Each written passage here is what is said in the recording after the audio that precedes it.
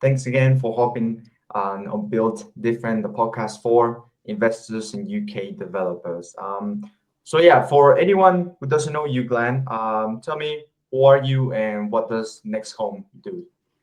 Absolutely, mate. Thanks for having me on. Yeah, so to start off with, my name's Glenn Jacobs. I am the sales director here at Next Home in East London. I have been in property since I was 18. I'm now 39, so 21 years.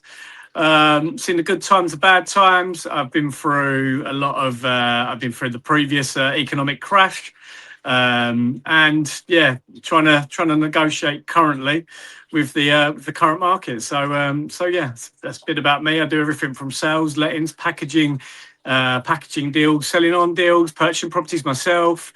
Yeah, all the in between. Okay, that's great. That's great. All right, so going into the market right now, what are you actually seeing on the market, in London, that is your specialized area? I mean, who's buying, who's selling, what has shifted in the last year and year and a half? What have you saw? I think right now what you've got is there's zero buy-to-let investors in comparison to where we was about 2 years ago. Just straight after sort of COVID, 2 to 3 years ago, you were still getting really cheap mortgages, and there was a lot of investment that was kind of going up against the first-time buyer market and the second-time buyer or the chain buyers.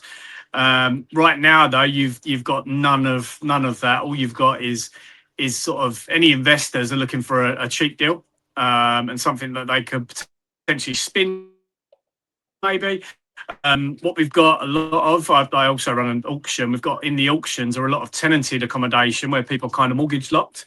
So with tenants in situ that are paying or contracts to pay a certain amount, and if the interest rate's gone up, some landlords are putting money into it on a monthly basis at the moment. So that's kind of the difference in the market. Years gone by, you used to get buy-to-let investors who used to be able to buy at market level and still earn on a monthly basis.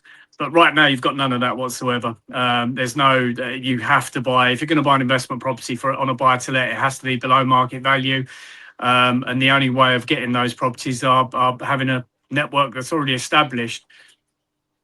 Yeah, yeah, no, 100%, 100%. So you told me you work also with investors and developers. So coming a little bit into more in this topic, what are the smartest investors and developers you work with are making money today? Is it that they're doing flips, BTLS, HMOs, maybe flats? Yeah, I think HMOs are kind of, I wouldn't say they've had their day, but you need to be an expert and know what you're doing with a HMO. There's this myth out there that the HMOs are all singing, all dancing from a lot of these sort of online social media portals and channels. But a lot of these don't take into account a lot of the HMOs are bills included.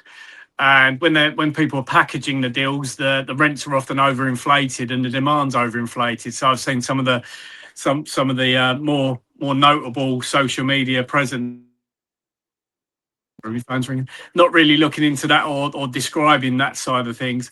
The thing for me that has sort of developed is trying to be a bit more. A lot of investors are being a bit more tactical in regards to how they purchase properties. I.e., years gone by, short lease properties used to be a problem. Now people are looking, maybe if you go and buy, I don't know, say a 2-bedroom flat with a 60-year lease for 100 grand, for argument's sake, in and around our sort of area. If you go and get £1,400 per month for the next 60 years, it's a nice cash flow and it pays for itself. And you don't count on extending the lease. So you buy it for a cash flow and you go and get £1,400-1,500 per month and forget about it and don't worry about the lease. And if the leasehold reform does come into play even further than it already has, and it becomes cheaper to extend the lease, then you benefit out of it. But those are the sort of things I'm seeing, people being a bit more wise in regards to what they're buying and where they're buying it. I've sold some HMOs and I've got quite a few HMOs, but what it seems like is these councils are punishing the sort of landlords of the HMOs. There's an Article 4 in a lot of areas in London now, which Yeah, prevents new HMOs. So you have to purchase a property with previous history of being a HMO. Otherwise, you're just not going to get one. yeah, no, 100%, yeah. with the with the Article 4 and all that kind of stuff going on right now. I mean, although HMOs are a good investment in today's market, with the Article 4 is just a little bit difficult to go a little bit more in those kind of investment, right? Yeah. Yeah, 100%. So yeah, what type of stock in like right now's market do you actually see that it sold, like it sells really fast? And what are the type of investments just sit around and just die, like in your Yeah. experience? Yeah, so I live in Essex, but I've always operated in and around East London. I'm born and bred Walthamstow, brought up on Walthamstow Market as a boy. So this is the area that I operate in. However, I, as I say, live out in sort of near Brentwood, and the stock around that sort of area is quite slow in terms of the sales around that sort of way. Your standard family houses, there's not much buy to let around there. There's a lot of family houses around that sort of way. But in and around London, East London at the moment, I think there was a report that I've been quite lucky, really. So my agency, we've got over 300 properties that we manage currently, and we've got a stock list of sales, probably I'd say around 50, something along those lines currently. And most of those are in Leytonstone, Walthamstow, those sort of pockets that are one of the only areas that kind of increased in value around the last year to 2 years. Whereas a lot of the other surrounding areas, there's been a bit of a slowdown, and maybe even a regression in regards to the pricing. So a lot of our stock is, if it's vacant or owner occupied, I reckon you'll have it under offer within a week to 2 weeks if it's priced correctly. It's the pricing strategies that are the key, and the pricing and the marketing is the key element of it at the moment. As an estate agent, for my estate agent side of the firm, there's no point overpricing the property in the current market, because you'll end up with it in 4 weeks' time and you've gone and spent £300-400 on the marketing materials and whatnot. So that's the difference. Whereas before, maybe 3-4 years ago, you used to be able to take a chance in what you marketed the property for. You're better off pricing it competitively, getting people through the door and trying to encourage someone to fall in love with it. Yeah, no, 100%. I'm gonna go deeper into the price and marketing a little bit further. But coming into the interest rates, because right now I see many people have fear with interest rate rates, right? And a little bit more with investors and developers, right? Not many to estate agents, but in interest rates, I saw that Next Homes also does affordability type of homes. Yeah. How would you actually say that sentiment has actually shown up in interest rates in your actual pipeline, inquiries, offers, all that kind of stuff? How does this actually kind of affect you? Yeah, so when there's announcements and whatnot in terms of when the Bank of England are going to sort of announce what they're going to do with the interest rates at that point, you tend to find with the pipeline it kind of slows down, as in the progression of the sales up until the point of the announcement, because what you'll end up doing is getting purchasers. Then if there is a reduction, then they'll go onto their lender and try and sort of benefit from that reduction. It doesn't always work like that. It's not always as quick a turnaround in regards to the mortgage products. It doesn't reflect as quickly as you'd hope. I mean, if there is a 0.25 reduction, it doesn't mean straight away, or there's no exact science that your mortgage will be reduced by 0.25%. The one thing it does kind of incentivize as well is if there is a landlord on the cusp who's losing £100 a month, for argument's sake, they will then look at that and start trying to act more urgently in regards to either evicting tenants or looking to sell on a portfolio. That sort of scenario that is really affected. I've got a landlord currently who's really trying to push through 2 sales of properties with tenants in situ that we're trying to sort of move out into alternative accommodation, because his mortgage product is coming to an end. It hasn't been affected up until this point because he's been in the fixed rate, but as of the end of February, his mortgage doubles. So he is then in a negative mortgage rate, which then means that his mortgage outlay on a monthly basis is going from slightly breaking even almost to losing about £1,200 per property. So that's the real sort of kicker in regards to when the Bank of England reduces and increases rates. Yeah, no, of course. And you know, give me a recent deal, that perfectly sums up, the current market. Yep. What happened from listing to like composition? That sort of thing in regards to the current market, how that this so I've just purchased a flat. So I've just purchased a flat out in Chelmsford. It was an inherited property. I purchased the property for £120,000. Wow. It was a cheap deal, and normally I'd sell these deals on, but I looked at it and thought to myself, well, rather than packaging it, I might as well purchase this particular one myself and use sort of my years of experience and whatnot. So what I did is a buy, rent, and refinance. So I bought the property as a vacant property, and it's a shell. It was uninhabitable, so there was a substantial amount of works, which allowed me to then avoid paying stamp duty on the property. So I then sent the photos and a waiver form to my solicitor to show that it's got no running water. The property has not been habitable for the past 13 years. And then what I did was get a bridging loan on the property. I'm probably about a week to 2 weeks away from refurbishing the property. So I bought it in December. Quite a quick turnaround. But I've had the team who works on the maintenance for us here at my company. And then what I will then do is refinance the property to pay for the bridge, which is 1% per month. I'll give you the exact figures. So it's 1% per month, which is rolled up until the point that I'm able to refinance via taking a loan out. The rent on the property, I've made a 1 bed into a 2 bed. The rent on the property, I've already got local nurses to take it for £1,450. Which will then pocket us in terms of what I've done is created a SPV. It will then pocket that company around £700 per month once I refinance it. It will pay the lender who lent me the bridging loan back, probably around, I don't know, about 13,000 by the time I'm able to refinance this, because I've got to wait 6 months.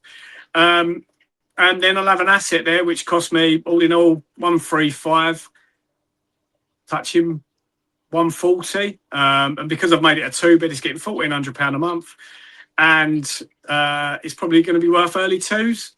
So that's a perfect example of knowing the market, knowing how much sort of builders and decorators will be able to cost, and I'll have a nice bit of equity in that property there, and it'll be working for us.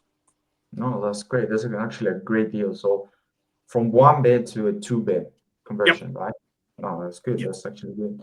Oh, perfect, perfect. Coming into your, kind of like personal journey and, deeping dive into your kind of mindset. Yep. I'm just curious, what actually made you get into, the property industry?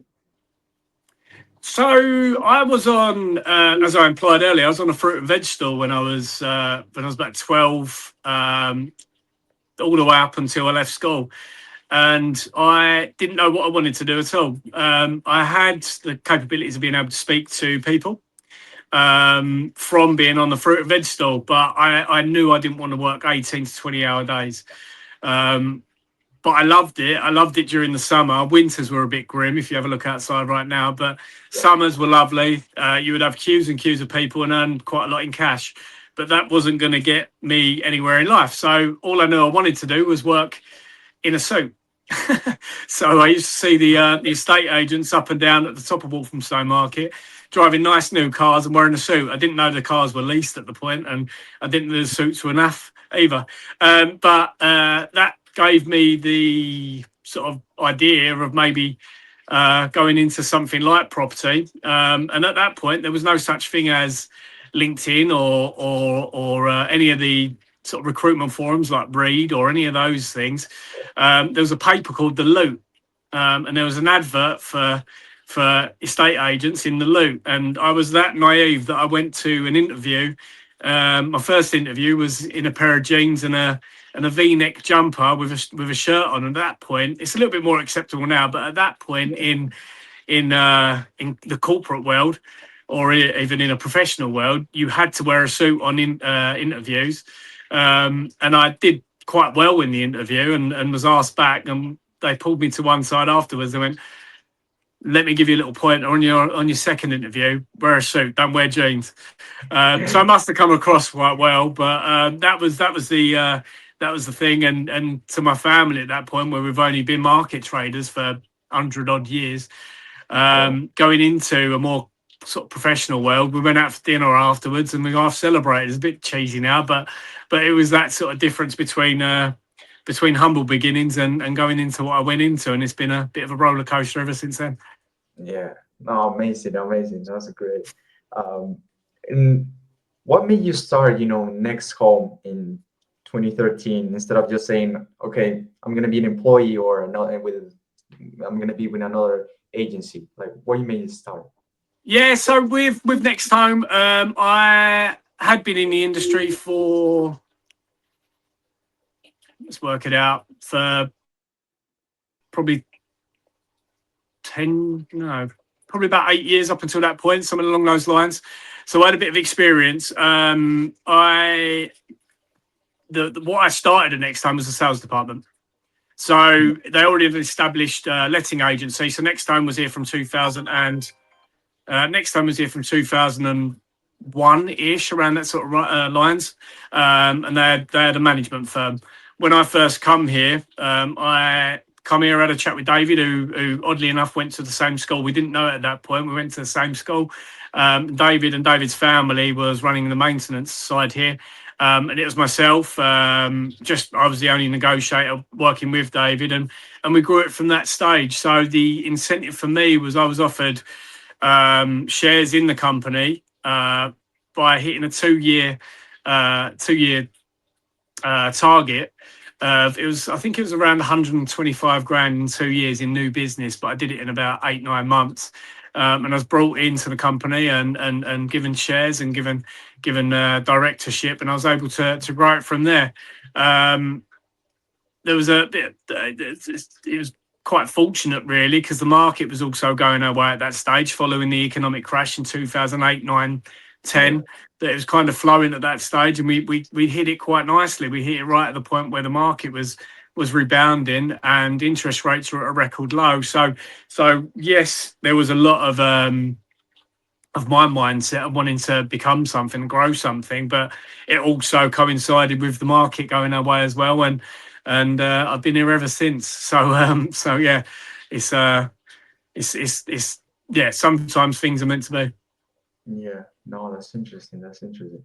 And what were like the first 2 years like? In any moments you thought, I've made a massive mistake of going in here, or any thoughts like that? No, so the first 2 years, so the first kind of year, what we was trying to do was build the management. But what became glaringly obvious, what the firm here was doing was giving away opportunities. So when a rental accommodation that they managed was trying to be disposed of, they'd give it to a local competitor to sell, and then take a fee off of that. So rather than get involved in the process of selling the property and disposing of the unit, what they would do is give it to competitive companies, and they would then sell it to a buy-to-let investor. And I was thinking, well, why don't we do it from here? So what I had to do was create a presentation and a bit of a plan on, and I was only allowed to go on Zoopla at that point, Yeah. to show, and I had to prove, look, I can do it on my own. I don't need a team around me. I can do it here on my own. So I remember it. It was about £180 additions, and I was given a bit of grace period for 3 months. On, all right, well, you can talk the talk, can you walk the walk? There's 3 months. We'll cover Zoopla for 3 months. Show us you can sell a property from our portfolio. And even if you can get properties on, that's great, but you got to sell it and make sure you can prove you can do it. And Yeah. obviously, I was able to. So that's where it come from. And then what that developed onto was, all right, we might sell some from the portfolio, but if we can sell it to a buy-to-let investor, can we then keep that buy-to-let investor to be our client?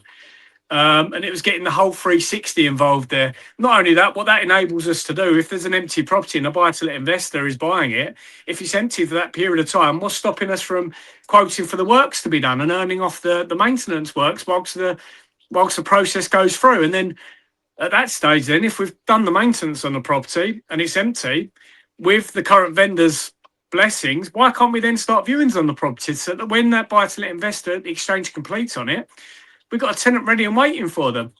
And that's kind of how we duly built our portfolio up to 300 as we speak now, as well as earning off the sales commissions. So it was a full 360 aspect, and we built the team from kind of 3 to 4 up to 8, 9 at some points. It's been up and down since then, but yeah, that's the way of thinking about it. Having milking every deal for everything it's worth. What we had to do for years and years and years, and if I'm honest with you, it's only through social media that's kind of changed, is proactively source new clients. So I would go out with letters and leaflets and go and door knock. It's a dying trade, but I would go and door knock people with, look, you've got the property on the market with another person. I've got this applicant here who'd definitely be willing to proceed on it, because I've already spoke to them. This is what they're after, and really sort of explain that face to face. I'm hardly the most scary looking person to come to your door, and do the old fashioned way. Anybody can send an email. Anybody can, but who can go to a door and knock it and have the confidence of being able to say, let me sell your property, let me rent your property. Right now, at this moment, I've invested a lot of time, effort, and money, which you've probably seen. I've got videographers that come out and do a lot of the stuff on Sky TV that I've got. I'm on Property TV on Sky. I do a lot of stuff with sort of some local celebrities like Tom Skinner. I've done stuff with, who's been in The Apprentice and Strictly Come Dancing, and I've got another shooting with him soon. I've done quite a bit with Alan Kirbishley, who's the former West Ham manager, and Charlton manager. I do quite a bit of those sort of things, which with a view of sort of taking some of their audience and drawing new eyes to myself. And what that then brings is a kind of credibility that thankfully is giving me another avenue of taking on new properties. The amount of emails I get and inboxes from things like TikTok with, can you help me out on this? Can you help me out on that? Which I do for free a lot of the time, but that builds rapport and that builds sort of a new network of person that I wasn't able to reach beforehand, before this was a thing. Yeah, no, exactly.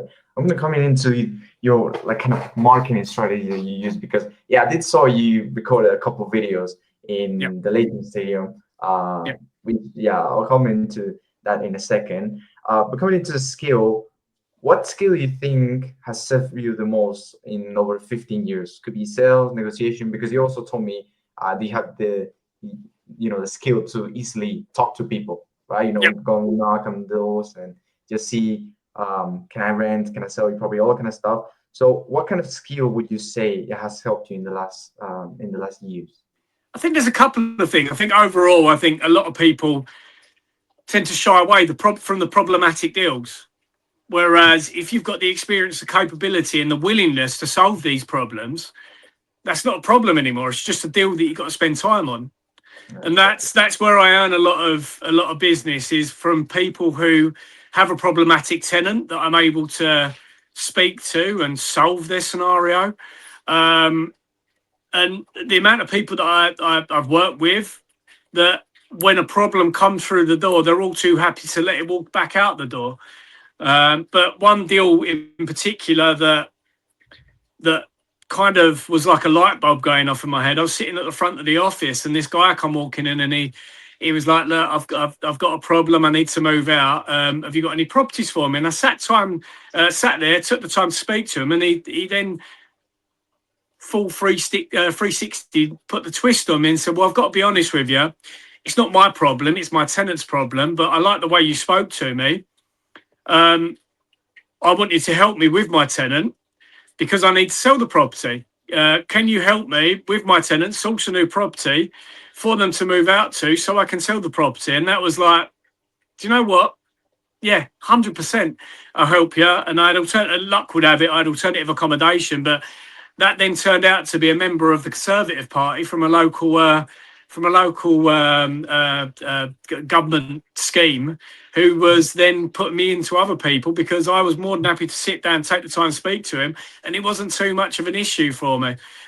So that is a skill in listening, actually listening and asking questions and learning about that person and qualifying that person who's in front of you. It's not too much of a problem and an issue to sit with someone and work out what their issues are. It's what you're there to do. You're there to help someone. Not only that, I don't just do things for money. It's not the monetary side. I think I succeed by getting the deal through, and the money will come through from that. It's the enjoyment of beating competition to get that deal for me. And if you're good at something, I think the money will follow it. All too easily, people will go, "Oh no, I'm going to go for the 4, 5, 600,000 plus property that's going to earn a fee of £6,000 and forget the one that's like 100 grand." I just go to do the deal, because you don't know what's going to come off of that. The person with £100,000 property might have 4 more of those that you're going to earn off of as well.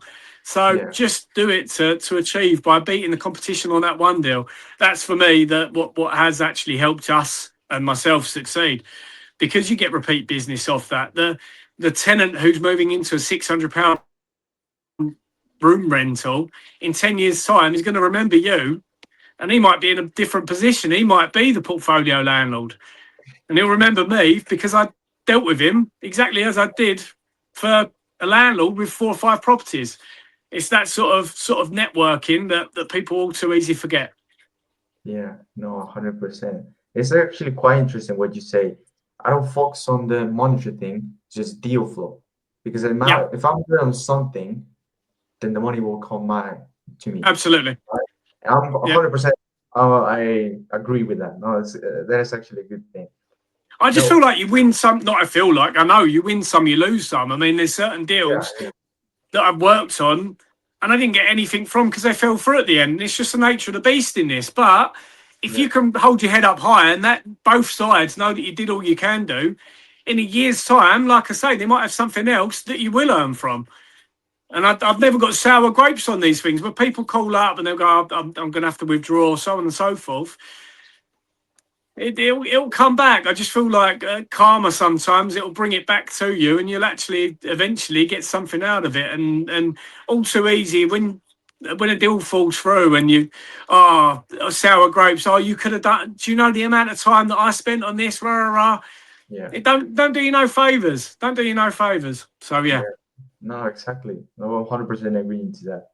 Now, if you could go back to day one of next home and give yourself one piece of advice, what would it be? I think in certain aspects it would to be a bit more selfish.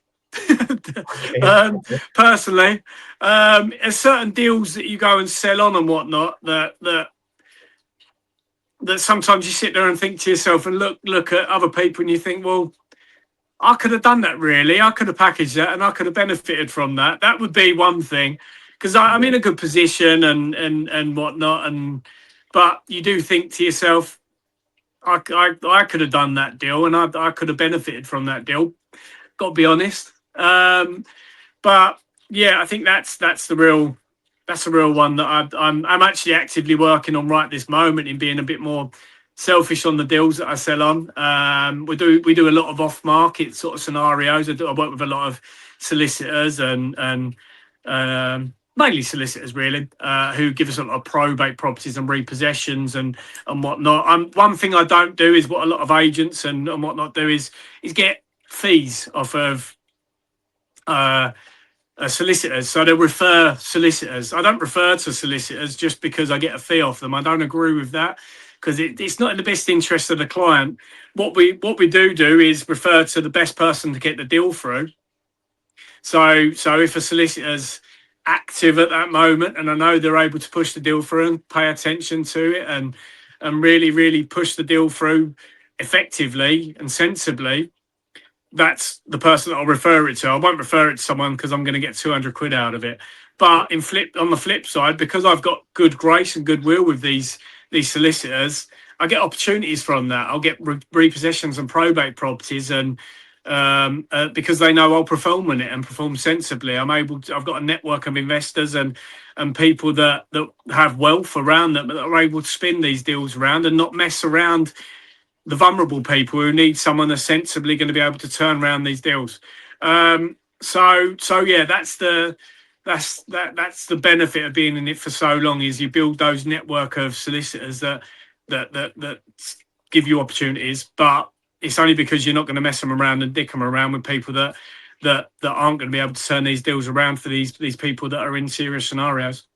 Yeah, exactly. I think networking also comes with the thing you said about listening, Yeah, right? When networking, you need to listen to other people, because I see many people that just speak, speak, speak, don't listen, right? They yeah. don't practice listening. So that's actually a good piece of advice that you are saying there, right? Yeah. Now coming into you told me that you work with investors and developers. From what you saw, what kind of separates like your best investor clients from the time wasters? Like, what do actually serious people do differently when they approach you, basically? Yeah. I think that's changed. If I'm honest with you, even that's changed. So someone that will deliberate for a long time on a deal, generally are the people that are going to lose out. If I'm honest with you, due diligence is great, but you need to know where to look for your due diligence, and quite pronto, quite quickly, because some of these deals only come about if you're able to turn it around quickly, and there's strict deadlines. But if you take ages sitting there, um, looking through documents, second guessing yourself, and not knowing where to look at, and then getting second opinions from people, because nobody's going to care about your deal as much as you do. Yeah, So I think you need to know where to look for the information. There's no point looking on a Zoopla estimate, because all a Zoopla estimate for an end price is doing is looking at the postcode and giving an estimate on the postcode. You need to know where to look at and look on and have a network of people that will give honest advice and not backhanded advice. Certain investors give bad advice to other people that are looking to invest because they're jealous of the deal sometimes, or they've had a personally bad example of the type of deal that you're purchasing. But every deal's different. There's no one size fits all with it. yeah, exactly. One of the best investors that I've got currently, not currently, but long term, is owns a construction firm themselves. So what they'll do is they'll look to do the work themselves. So the work will cost less for them, and they're able to buy certain things that other people can't, because they'll get the works done for cheaper. Because he's literally there in a builder's outfit doing the work himself. So the Yeah, yields are much better because he's able to do the work himself, because he's got an in-house team. And if there is, I don't know, on his portfolio, say there's, I don't know, a boiler's gone, he hasn't got to have an 80 quid call out charge from a plumber or a boiler technician. He can go himself and have a look around the property himself and save himself that 80 quid or whatever the works are on it, because he can do the work himself. yeah, So that's the sort of investor, the sort of person that was able to be an accidental landlord now are unfortunately kind of dying a death, and it's more your sort of corporate structures that are purchasing the properties, and the accidental landlords are being disincentivized by sort of the big corporate banks and whatnot from the market. So I think those are the people that are few and far between right now, unfortunately. yeah. No, okay, that's great. Yeah, because that's also, yeah, we are a construction person. You get to do it in-house, so the Yeah. yields and the ROI actually goes up. So yeah, no, 100%. And if a new investor actually wanted to become one of your go-to buyers and kind of partner with you, what would they actually need to show you over the first 3 to 6 months? I think the key is performing. The amount of people right now who are, because of the social media aspect of it, you get I'm a deal sorter, I'm a deal packager, and all they're doing is being the middleman. Well, what, I don't need a middleman. I can be the middleman myself. Yeah, I don't need any other middleman. I've got my network, and the amount of investors that call me and like, well, just give me the opportunity, just give me the chance, and then when you do, they deliberate and take ages, and it just reminds you why you don't take on that many other new people, because it's kind of the people that you know of and you worked with. I've got guys that purely look at Victorian properties in Walthamstow, and I've just they're the tried and trusted people that they're not going to mess you around with with offering lower, because if I've got a deal, I know how much there is in the deal to make it worthwhile for an investor. If I send it to someone and they start making offers on top of the deal that I've got them, I've already made the deal for you. The deal is there. The deal is the price that I'm presenting to you. There's no more avenues for reducing the price, because I've already got the deal for you. That's the minimum that the property is going to be purchased for. So that's the thing. If I offer you a deal, perform on that deal, or there isn't that many more going to come, because I've got other people that I can put into that deal. Or if you're going to come in with me, it's a case of put your money where your mouth is sort of scenario. I've done joint ventures with people who, because we've been in it for so long, I'll send you it warts and all, but perform, put your money where your mouth is, and don't kind of ghost it. So yeah, that's the advice for anybody looking to get involved. Yeah, no, yeah, 100%. And from your side of the fence, what do investors actually get wrong with dealing with agents? So, like any pet peeves or common mistakes that this ones can make? I think that ties in along is kind of sounding out the agents that know what they're talking about in regards to the deal, because the amount of people that I get sent deals all the time that aren't actually deals, they're just like third-hand deals that an agent's gone and been the middleman, sent on a WhatsApp and want a 20 grand fee on, and it's just what do you want a 20 grand fee for? Sending me a WhatsApp? Like, I could go direct to source and download the land registry, and it's just that sort of scenario is frustrating. It's more the agents that I get frustrated with, that are kind of selling on or attempting to sell on deals without doing any due diligence or having any knowledge. Or if you go to them, all right, so what's the lease extension element? How much is that going to be? Oh, I don't know. So you're expecting me to buy a property blind without knowing what the lease extension element is? I've actually, a client of ours has actually just repossessed a deal for one of the most known, what are they called now? What most known property schools? One of the poster boy for those schools. He's packaged the deal without going and doing his due diligence on the lease extension on a property, and understood from a builder that the lease extension on that was going to be 30 years. £30,000 exchanged on the property without the knowledge, then completed with a bridging loan, and then tried to flip it into one of the auctions without the knowledge of what the lease extension is. Well, the lease extension on the property, I know, because the freeholder is actually a long-term client of mine, is in excess of £100,000. But he's been trying to sell the deal on for £30,000 without doing any due diligence whatsoever. So the key is learning the ins and outs formally and knowing where to look for that information. So in cold blood, I reckon they've lost about £80,000, £90,000. So I'm now dealing with the rental of that property for the bridging loan, the person who offered the bridging loan, and then I'll coordinate the lease extension with my other client, who's the freeholder. So yeah, those are the issues that I've had, and that's been within the last 2 weeks that's happened. But I've known of it for about 4 months, so it's painful, but hopefully he learns for the next one. Yeah, no, of course. Do the certain due diligence that it needs to be done. What kind of stock or sites would you actually love for developers to take on right now a little bit more? Because you could place them easily.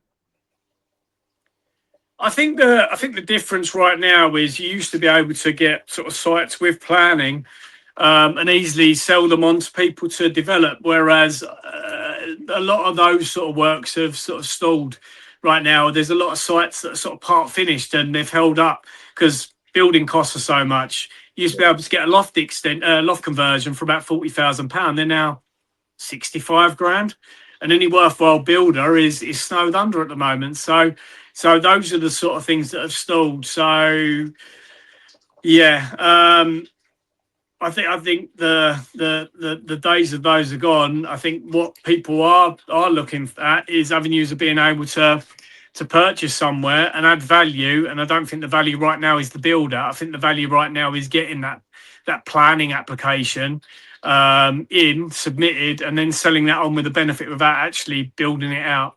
So those are the things that yeah, those are the deals.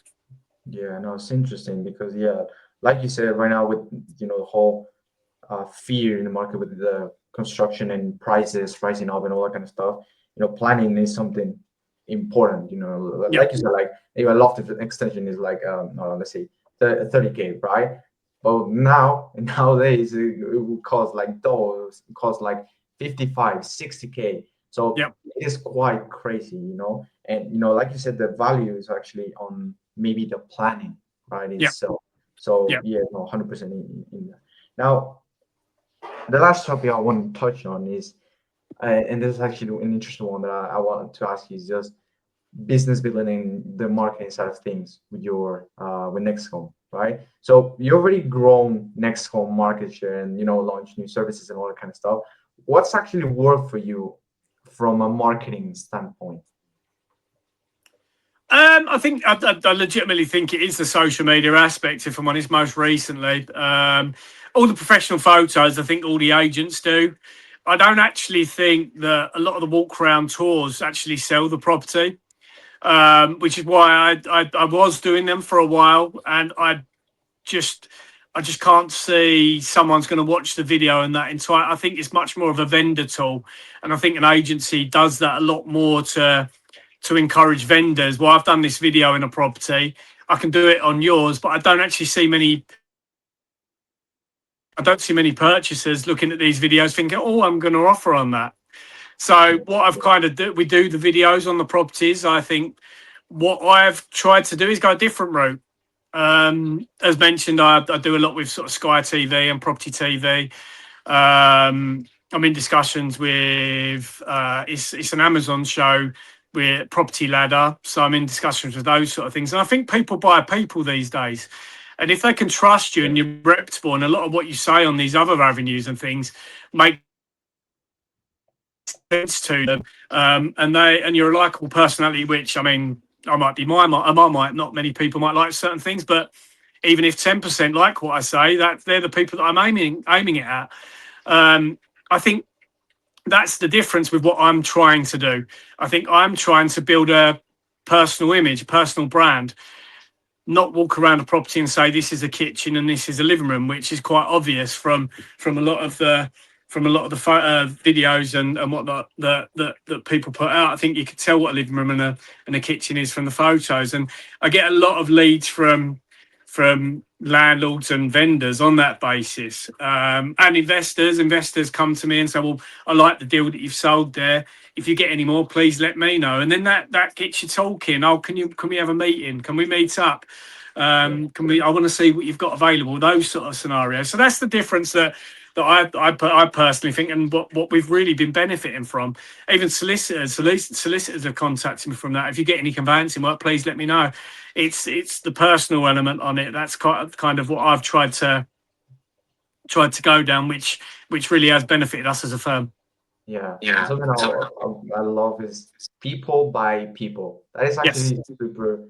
Um, it's 100% true, right? People trust you. When people trust you, it's more likely that you can make something with them, right? Yeah. Maybe like a partnership and something basically, right? In today's market, basically. So yeah, no, 100%.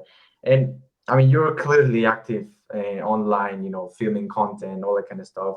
What's the play there for somebody that wants to do something like that? Is it brand, lead gen, community, or all the above?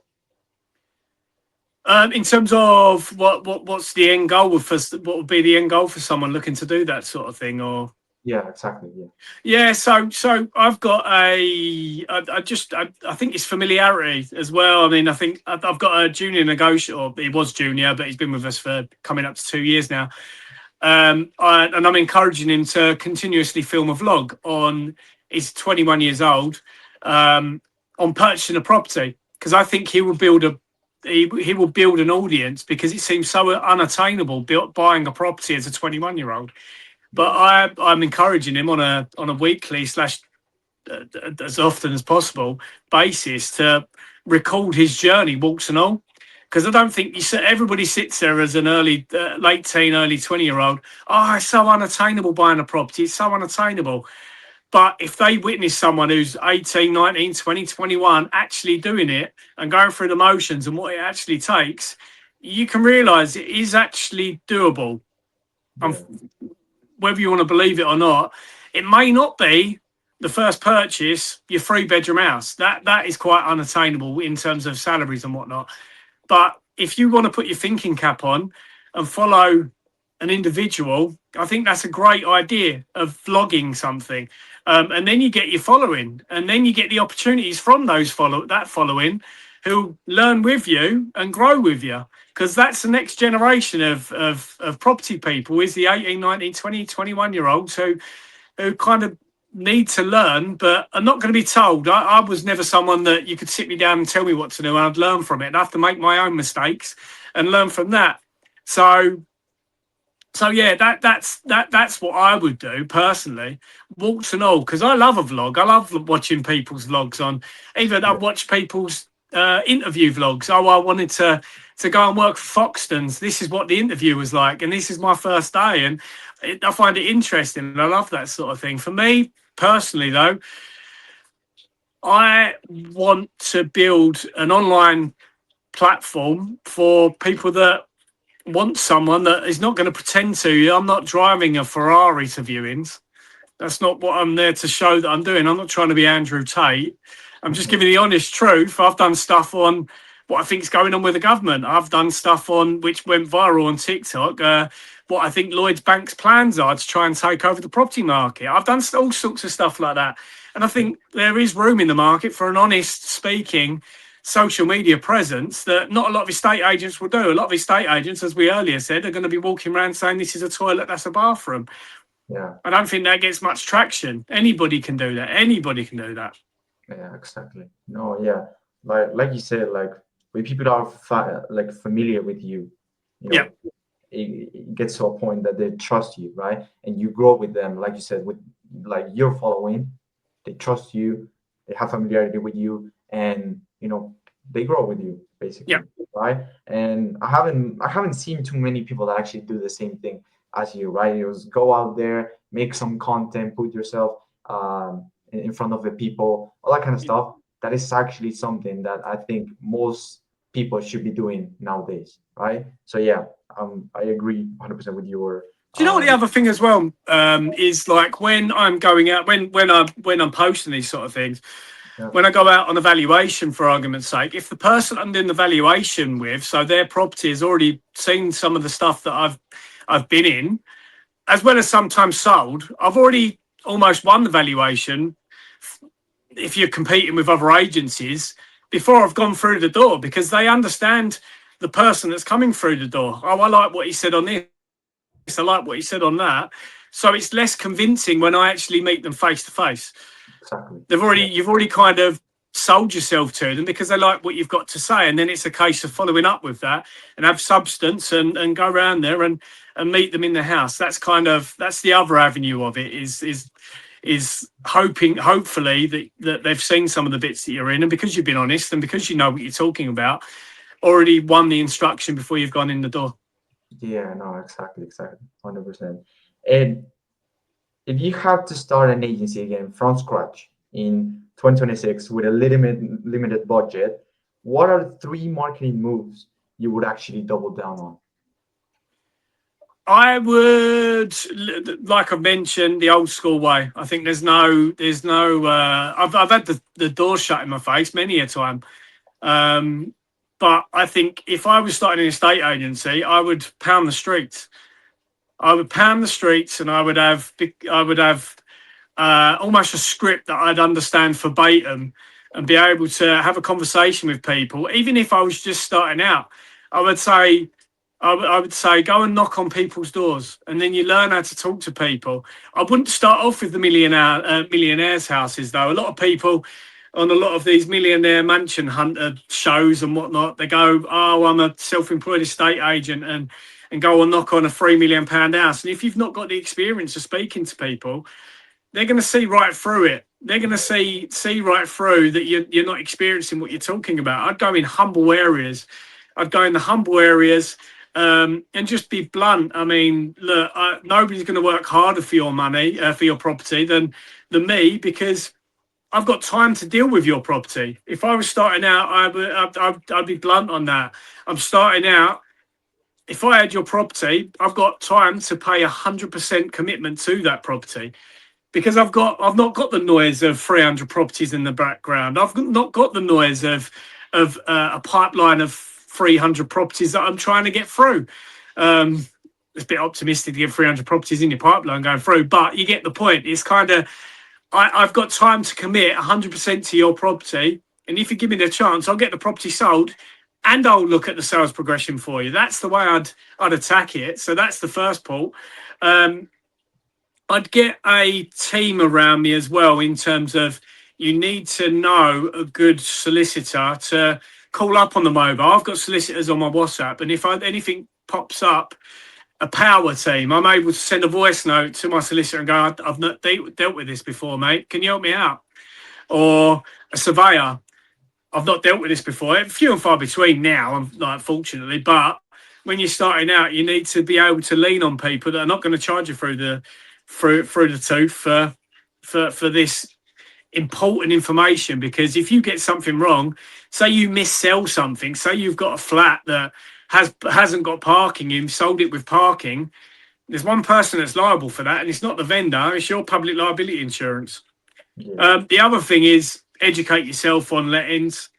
That's a key in all aspects, because if you've got a property you've sold and it's with a tenant in situ, and you don't understand what the compliances are now to serve the how to rent guide, the DPS guide, to secure the deposit, the compliances as well in regards to the EICR, the gas safe, and the EPC, and none of that is in place, and you've sold the property to someone, the property's almost worthless, because you can't evict the tenant, because none of this is in place. You've got the Tenant Reform Act that's coming in play in April, end of April. I think it's March, actually, end of March. You're going to get yourself in trouble, and your public liability insurance is going to be absolutely smashed to pieces because you've missold somewhere, or you've got a tenant there that's going to cause major problems because you've not done your paperwork correctly. So those are the three key parts for me that are absolutely essential if I was going to start. Yeah, no, yeah, 100%. So, just curious, I saw you filling out promo bits on LinkedIn Orient. What's the strategy actually behind, tying with a football and your brand together? What's the strategy with that? Yeah. I love the affiliation part. So Leighton Orient is 3 streets away from my office. We've got a long-standing relationship with each other, and we've housed some of their players sometimes in certain accommodation, whether it's temporary or permanent. And that as well is with an aim of, say that grows, so the player goes to another club. That may go on to, I don't know, West Ham, Tottenham, local clubs, or it may go abroad. But it's the affiliation part that I really, really like, building up local community. I have a tournament that's being run in May, on the 30th of May. So it's the East London and Essex Estate Agent Cup. So that's with 10 teams of estate agents. And what that is to raise money for Great Ormond Street Hospital. So I think it's an amazing cause. It's getting teams of estate agents who generally are in competition with each other to be in even more competition with each other. It might get messy, but I think it's going to be a great start. It's the first one ever. And hopefully that then follows on, and hopefully it gets bigger and better. We've got Alan Kirbishley presenting the trophy. He used to manage West Ham and Charlton. We've got certain celebrities going to be popping down. I may have mentioned one or two earlier on in the podcast, but it's all with a view of building brand, building money for Great Ormond Street, and I think it's just a good plan for all. it builds sponsorship on each of the estate agents there, and each estate agent is going to benefit as well from like vlogs from local vloggers who are going to come down. Also, we've got in touch with, and they're going to vlog the whole day. So everybody's a winner. Yeah, no, amazing. I like that. I like that. That's amazing. So yeah, I think already finished all the questions I wanted to ask. But anything you wanna add up to our chat? I think we've covered quite a bit, my friend. I think it's been I think we was only aiming for half hour, 45 minutes, and we've covered Yeah. quite a bit. No, yeah, we did. So yeah, I mean, that will be everything from my end. Thank you so much for joining me, for letting me asking you a couple questions about your company, your personal journey, your experience, all that kind of stuff is super valuable. Yeah, thank you so much, man, for coming in today. No problem, mate. Really enjoyed it. Great to meet you. Yeah, no, also great to meet you. Let me